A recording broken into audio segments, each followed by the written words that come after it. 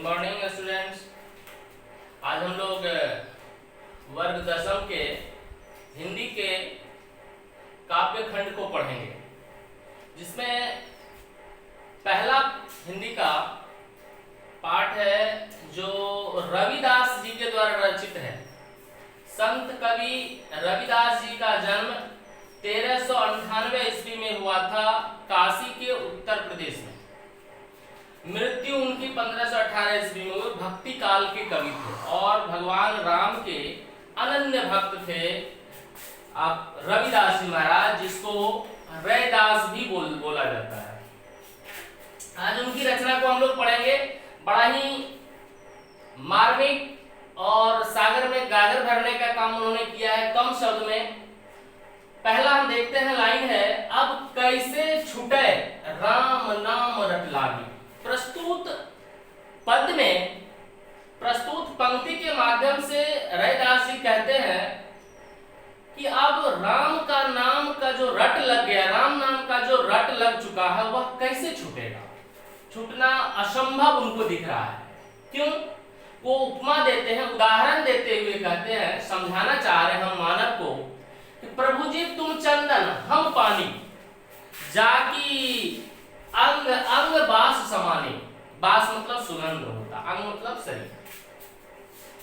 कहते हैं कि प्रभु जी आप चंदन हैं और हम क्या है, पानी हैं। जिस प्रकार चंदन में पानी जब मिल जाता है, दोनों एक एक अंग में उसका सुगंध घुस जाता है, उसको आप अलग नहीं कर सकते हैं। उसी प्रकार प्रभु आपका जो राम है, राम नाम है, वो हमारे शरीर में, हमारे मन में घुस गया है, बैठ गया है। उसको आप अलग नहीं कर सकते, हम अलग नहीं कर सकते। फिर अगली पंक्ति में वो कहते हैं, प्रभु जी तुम घन बनहम मोरा, जैसे चितवत चंद चकोरा। कहने का अर्थ है कि हे प्रभु आप उमड़ते घुमड़ते बादल के समान हो और हम क्या है, मोर के समान हैं। क्यों? जैसे चितवत चंद चकोरा, जैसे एक पक्षी होता है चकोर पक्षी, वो जंगल में ऊपर चंद नक्षत्र को देखते रहता है। चातक पक्षी उसको कहा जाता है, जो एक ऊपर से जो पानी का बूंद अगर गिरता है उसी को पीता है। उसी की प्रतीक्षा में वो आसमान की तरफ देखता रहता है, नदी तालाब का जल नहीं पीना चाहता वो। उसी के बारे में कहते हैं, मुझे और कुछ नहीं चाहिए प्रभु, मैं आपके लिए, आप अगर बादल हैं हम मोर हैं। फिर अगली पंक्ति में कहते हैं, प्रभु जी तुम दीपक हम बाती, जाकी ज्योति बड़े दिन राती।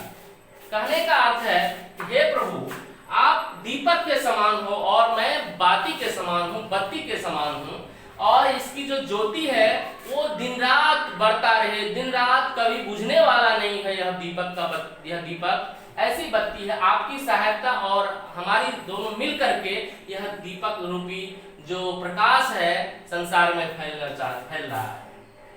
फिर कहते हैं, प्रभु जी तुम मोती हम धागा, जैसे मिलही सोनत मिलन ही सुहागा।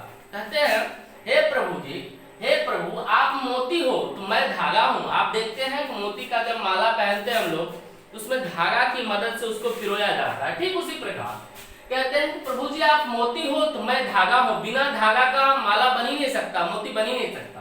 ठीक उसी प्रकार सोना ही मिलन सुहागा, जिस प्रकार सोना में सुहागा मिल करके एक हो जाता है, उसमें आप अंतर नहीं कर सकते, विभेद नहीं कर सकते हैं। ठीक उसी प्रकार हमारी और आपका, हमारी और भक्ति जो है वो एक दूसरे से इस प्रकार मिली हुई है, उसको हम अलग नहीं कर सकते। प्रभु जी तुम स्वामी हम दासा, ऐसी भक्ति करे रे दासा। कहते हैं, हे प्रभु आप स्वामी हो तो मैं आपका क्या हूँ, दास हूँ। अगर आप स्वामी हो तो मैं आपका दास हूँ।